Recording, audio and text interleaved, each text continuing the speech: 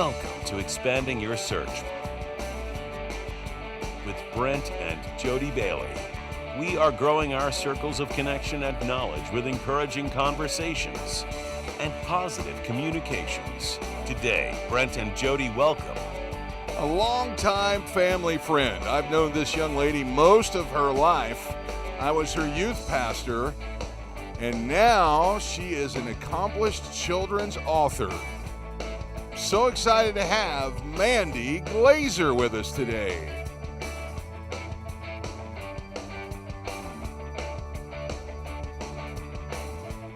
And now, here are your hosts, Brent and Jody Bailey. Happy Monday, everybody. Welcome to Expanding Your Search. It's Brent Bailey. Hope you're having a great day wherever you are. It is Monday, and it doesn't have to be a bad thing. Monday doesn't have to be the blues day, but it is September the 20th, 2021, and we have a great show planned for you today. I've known this young lady since she was a baby. We all went to the same church together growing up. Then I became the youth pastor there and was her youth pastor in the late 90s.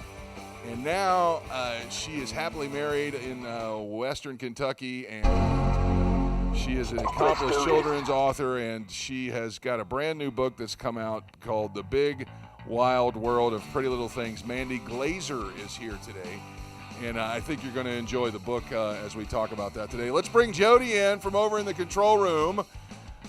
Hey, there she is. Hey, everyone. She's sitting over there. Making sure it all looked, good. And look at that beautiful black leather furniture behind you. It is. It's beautiful. Right? That's from my childhood. I was going to say. That was at my parents' house in the 70s.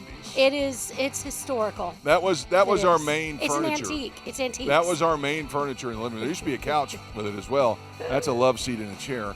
But it was, somebody in our house, I don't know if it was my mom or my dad, thought it would be a good idea to have that as our real furniture. Have you ever laid or sat on that furniture? Yes, briefly. It's okay, it's so if you low. Got pants on. If you have shorts on, you stick to that like crazy. So imagine if you're laying around in your boxers or as a little kid in your underwear or whatever watching Saturday morning cartoons. Yeah. That was like... You were stuck there. Well, you were like either that or you were sweaty and gross all over. Right. I don't know why I thought of that. It just popped up and see it right our back kids like to take naps no matter where they're at. That's one of the drawbacks. That's one of the drawbacks of leather furniture. Yeah, but they'll go to sleep right on leather furniture. Yeah, but then they wake up with a sweat imprint on the seat. Yeah. Anyway. So I've never been a big fan of sleeping on a leather couch. I don't. Yeah. This is too cold. We have a kind of a fake leather couch at the house. Yes, we do. Yeah. But anyway.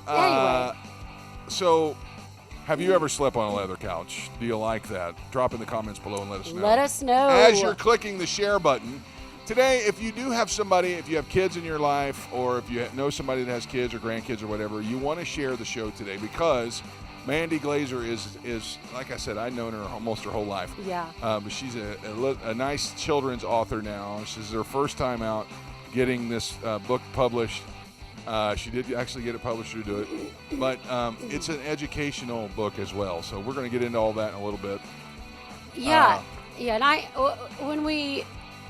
when I looked her up on Facebook, I was like, I'm not so sure I know her.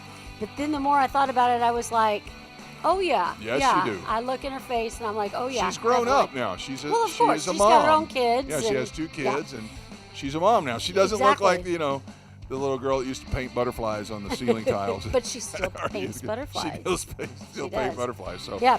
All right, what's going on around the world today, Jody? Well, that's a good segue into the first thing we're going to talk about today is National Care for Kids Day.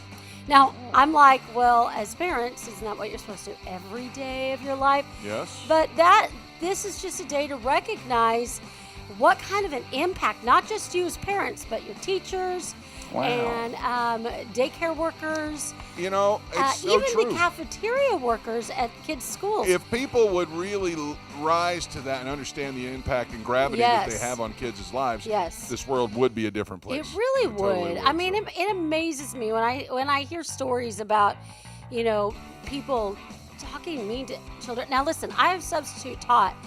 And when I first started doing it, I'd have to really, really, really look at myself in the mirror and go, remember, these children belong to somebody. Yeah, they're not yours. They're not mine, remember. Yeah, we had a really long career as youth pastors. Youth pastors, yes. And I found out that for the most part, if they were doing something stupid, the parents were okay with you speaking firmly. But and they should draw a line at, you don't call other kids, you should never call kids stupid anyway, but you don't call them names, you just firmly speak to them, and parents are usually okay with it. Yeah. And that was something, I wouldn't trade that time of our life for anything. No, that was absolutely some of the best, not. funnest times in the world. So today is a day to really impact a child's life in a variety of ways. Honestly, just seriously, speaking to them in love. If you're a teacher, I know your hair is like going, it can get crazy with kids, especially in the primary. Absolutely. The elementary age. But listen, really, it doesn't get any better, because at high school it gets worse because I know. you think they should know better. Exactly. And they don't. So anyway, do something for a child. Yes, thank you all so much for all of you who are doing it. Thank you so much. All right, moving on. Let's move on. One of our child's favorite foods, our oldest son, and actually Peyton too, fried rice day. Fried rice. I mean, but they like it. I mean, Preston loves Chinese or Japanese. I like it with a little protein in it, though. Shrimp, egg, chicken, something like that. And that is how they say to prepare it. You can prepare fried rice in a variety of different reasons. And in fact, you can also prepare rice, cauliflower rice, and make fried rice. I've done that before, and it's really good. Yes, exactly. It's good for you. So, fried rice day. Are we going to do that? Sure, yeah, let's do it. Let's do it for dinner. Let me just take a second right here and brag on Jody, because if you remember, Friday was National Monte Cristo Day, which is, a fried, battered sandwich. And I could have that again. With some kind of jelly or ham, turkey, and cheese. And we were wondering, we said it I said, are we going to do that tonight? And you said, well, yeah, I think we'll figure it out, and we're going to do it healthy. Yeah, so we used, if you want to write this down, if you want a healthy Monte Cristo, because we did it. Jody did it the other night. It was sola bread, which is kind of more of an egg-based bread instead of wheat. It's 2 grams of carbs. Yeah. That's it. And then we had, Black Forest ham and turkey. And then we used sheep cheese, which is also called machingo. And it melts wonderfully. It melts wonderfully like regular cheese, and it tastes delicious. And then we used for the batter, egg white and milk. Mix it up. Mix it all up. Throw it in the skillet and fry it. It's great. And then we put a little sugar-free jelly on it. Yep. Sugar-free strawberry preserved jelly kind of thing. Yep. It was delicious. It was so good. I would have had 5 of them. In fact, I made And by that point, we should have just had the regular. Because I went ahead and made one for Preston, and you made regular ones for him. and Jordan. I made regular bread, and they were so good, and they really liked it. They had never had one before, and they were like, I don't know about the jelly, and they both were like, Preston doesn't really like fruit, so jelly is like no, but he tried it. But she did it, and if you want to know what it is, go back and watch this podcast again, and you can just copy the recipe down right when we're doing it. So all right, move on. So let's move on to something not so healthy. It's Pepperoni Pizza Day. So I like pepperoni pizza. I mean, that you can also do healthy. I was going to say, cauliflower crust has saved the day for all of us who like pizza. Cauliflower crust it's made with a little bit of almond flour, but it is mostly plant-based crust, and it's good. It is good. It's very really good. So, and then you can put goat cheese or manchego cheese on it. Come on. I mean, you could do turkey pepperoni. You know what? I'm all for it. Let's go to Blaze Pizza right now. And make honestly, Dr. Sherwood should be proud of us because we do try. We have our days where we don't do everything right, but for the most part, it's pretty good. And then there's also String Cheese Day. Lots of food days today. String Cheese Day. Now that, I don't know if you could do it healthy because it's mozzarella based. If you probably didn't have any carbs with it, it would probably be. No. I mean, But that would For be the most more- part, for all the what we're protein. trying to do, we're trying to stay away from dairy. Right, cheese. right. So, but string cheese, I mean, did you like string cheese growing up? That's like asking if the Pope is Catholic. I loved it. I Before- pretty much. yeah. I have yet to find a cheese I don't like. Now I haven't tried any of the know, really you're a really cheese person. super strong ones, but I have tried some that people say are gross, and I love them. Yeah. Like I mean, when we go to that place in Tulsa, the White Lion. Remember we used to go Oh, and get the cheese plate there, yeah, and they had that yeah. brie, and then they had like 10 other cheeses on there. I tried them all and loved every one of them. Yeah. All so right. yeah. Okay. Cheese, and more cheese. You got Okay. anything? Yeah, I do actually. Do you know the food chain Jollibee? No, I don't. Okay, well, I have experienced them in certain parts of the country, but I really got to see them and have them in the Philippines. They are kind of like Chick-fil-A meets McDonald's. It's a kind of a, Okay. they have a little bee as their mascot. All right. But they are here in the United States.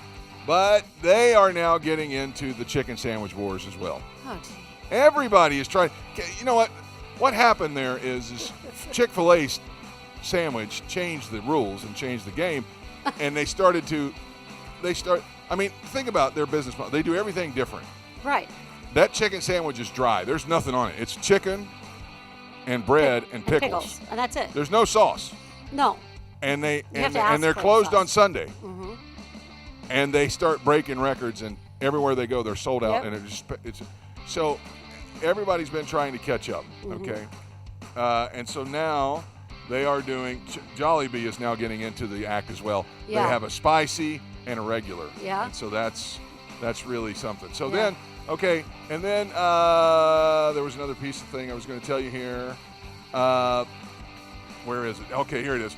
Popeyes. Speaking of chicken. Yeah. Popeyes has a new Blackberry cheesecake turnover.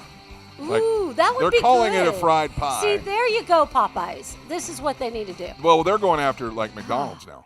So, anyway. Yeah, well, no, that one sounds really good. All right. And then lastly, okay, I don't know if I would try it or not. I would want to say I probably would, but here's one.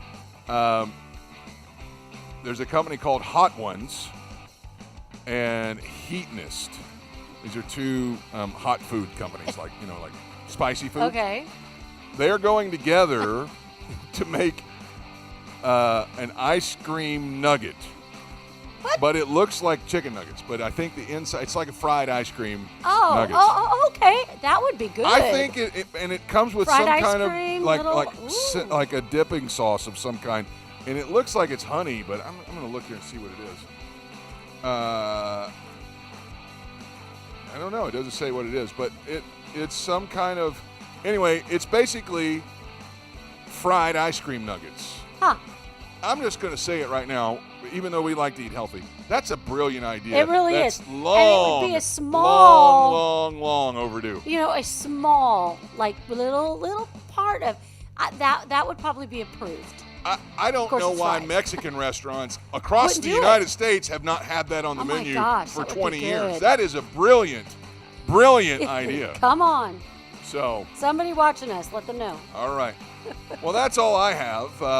We've got a yeah. great show planned for you today. I've known this young lady forever, so let's jump to it and jump in with Mandy Glaser as we expand your search.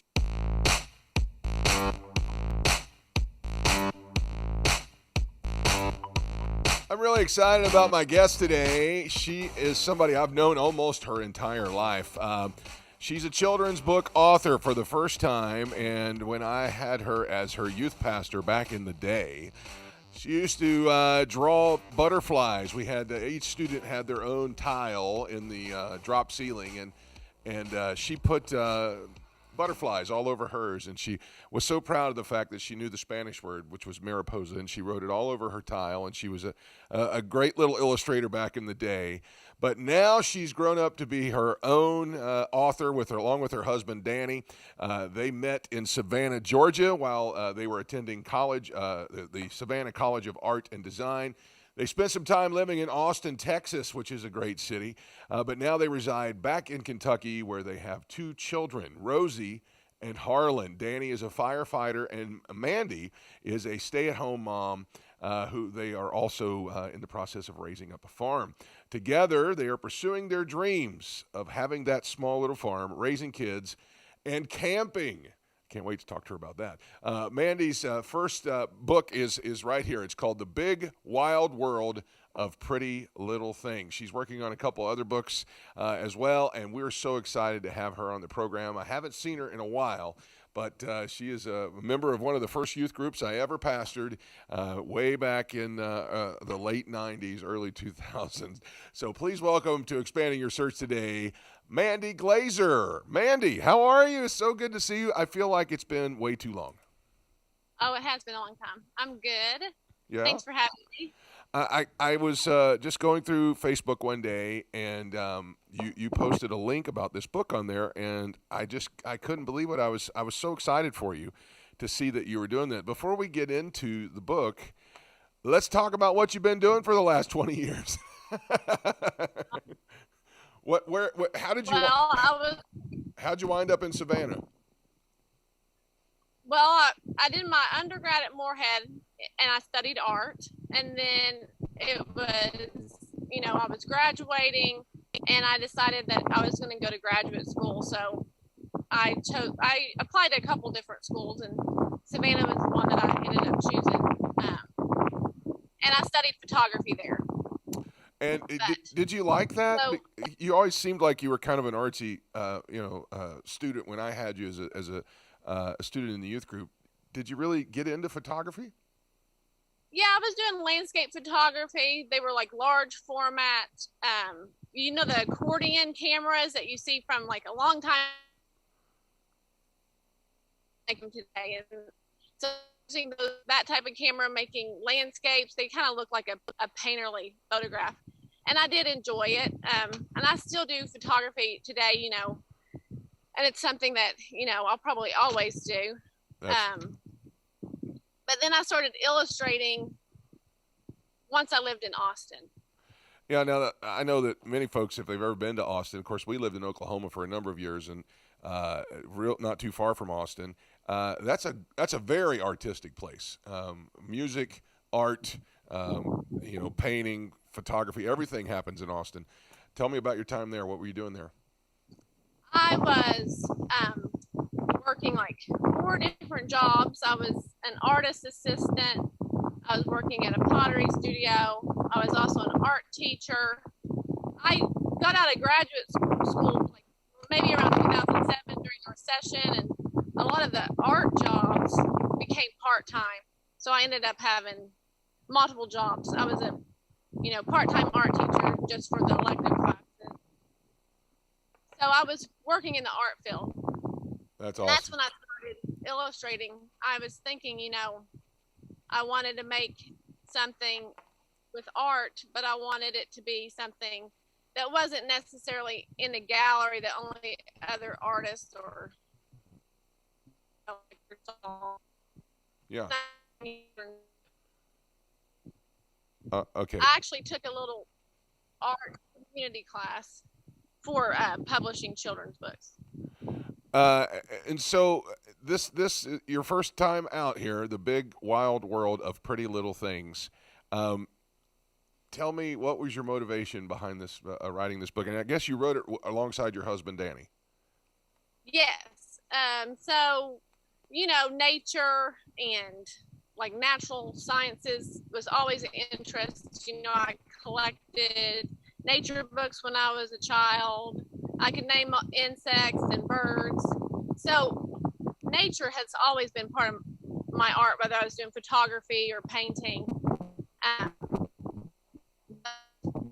As far as the book process went, I started it wasn't all planned out. I would choose an animal. I started experimenting with marker and color pencil, and I made one drawing, and then that one led to another one, and they were somehow, each one was connected. Once I got the drawings finished, then it came time to write the book. I knew what, each page was about, but my husband was better at, creating a rhyme or a rhythm that flowed. So he helped me put the words together. The thing that Jody and I both noticed when we ordered a copy ourselves and got it off of Amazon. The thing that we both noticed is that it's not only is it a nice rhyming book, but you take the time in the back to kind of be educational and talk about some of the words that you use in there that maybe some children wouldn't understand. You have a whole answer key in the back of the book where you're talking about what's an herbivore, what's a carnivore, what's a what's a predator and a prey and pollen and all of that. And you go through it. Was that a sweet spot for you that you really felt was necessary to help teach the kids? Well, yeah. So one thing too, I wanted to make a book that, children's books are for children, but I wanted it to be something that could be enjoyed by a lot of people. And that goes back to my interests of liking science and nature at the same time. It was important that it wasn't just a little story, that it was also educational. And then the main text of the book is more like a rhyme and a poem, a creative writing. But I wanted everybody to know exactly what each thing was about and how they were connected, and just a little bit more information that way. Yeah, it could be approached in different ways. How much of this is from your childhood? Because I noticed page 1, as soon as you start off, great big butterfly, and I see them on your shirt right there, and I know this was a big thing for you as a kid growing up. How much of this? Because I know you didn't grow up on a big farm, but you definitely grew up in the country. How much of this was memories for you? Well, the first page isn't a butterfly; it's a Luna moth. Oh, yes, you are correct.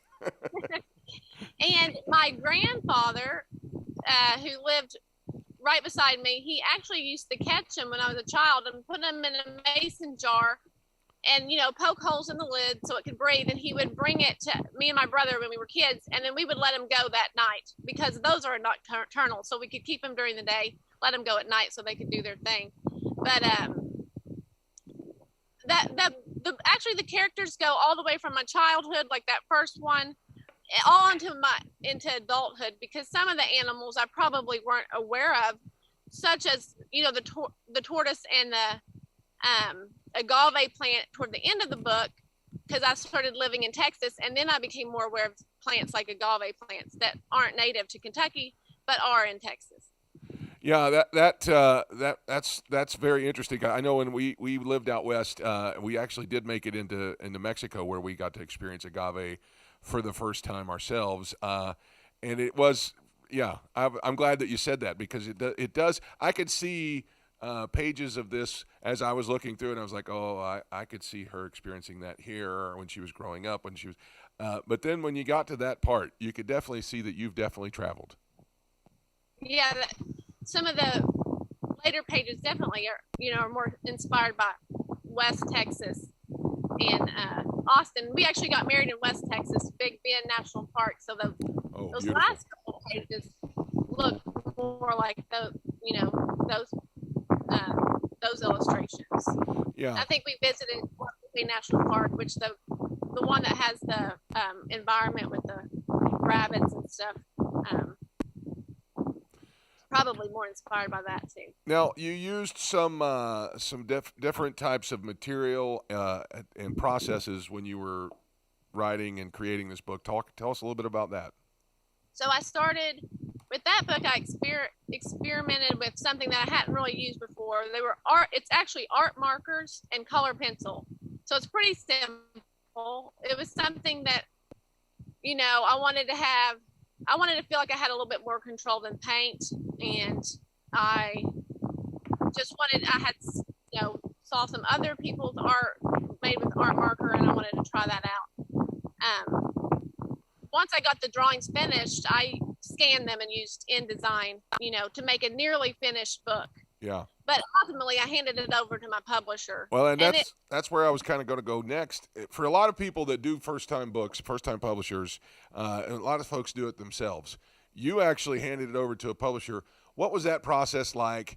How did you find a publisher? And what was that whole? Walk us through that. So again, I went to art school, but I didn't know much about the publishing business.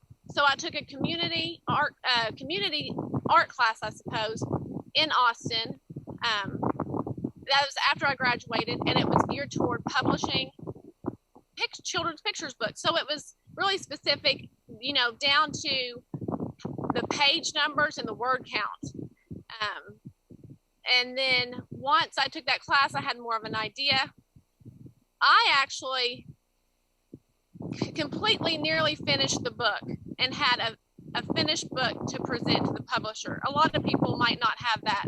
They might just have an idea, an illustration, and the text, and then they start submitting. But I had a nearly finished book. I started submitting to literary agents and publishing houses.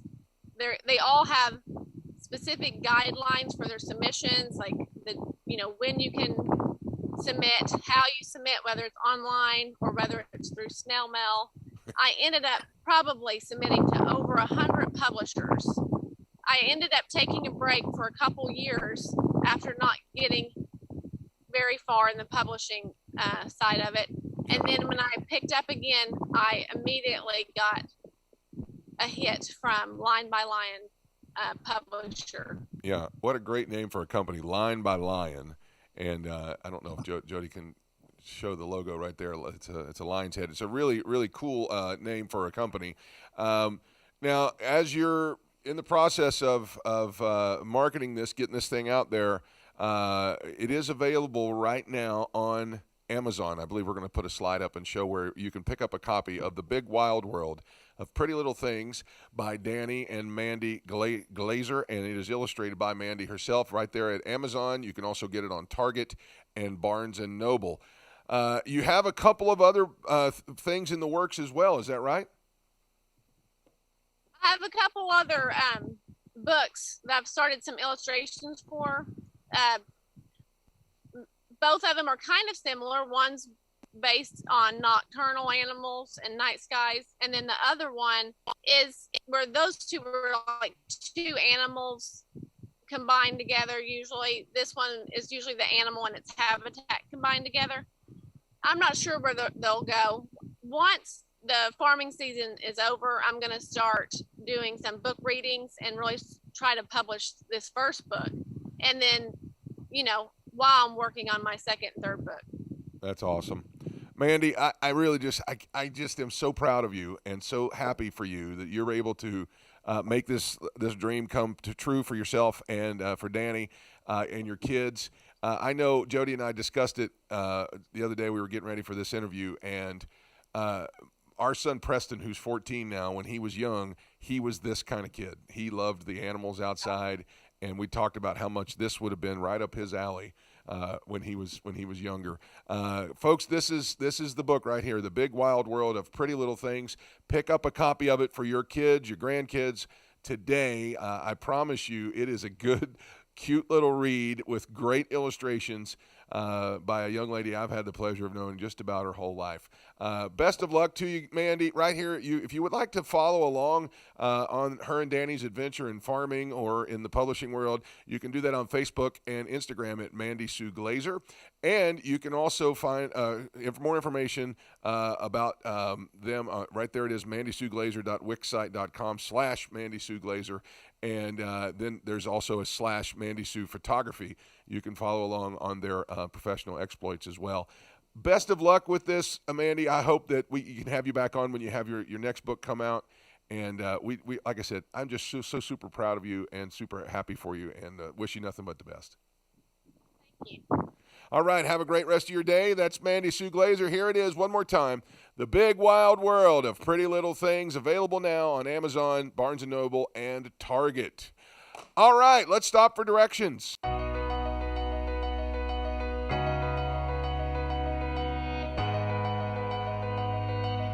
The prophet Isaiah wrote some of the most powerful passages in Scripture, but one that really jumps out at me today is found in chapter 6, verse number 3. It says, "Holy, holy, holy is the Lord Almighty. The whole earth is full of His glory." Listening to Mandy and seeing her there at her farm outside in Kentucky, it brought back a lot of remembrances for me, but one was this scripture.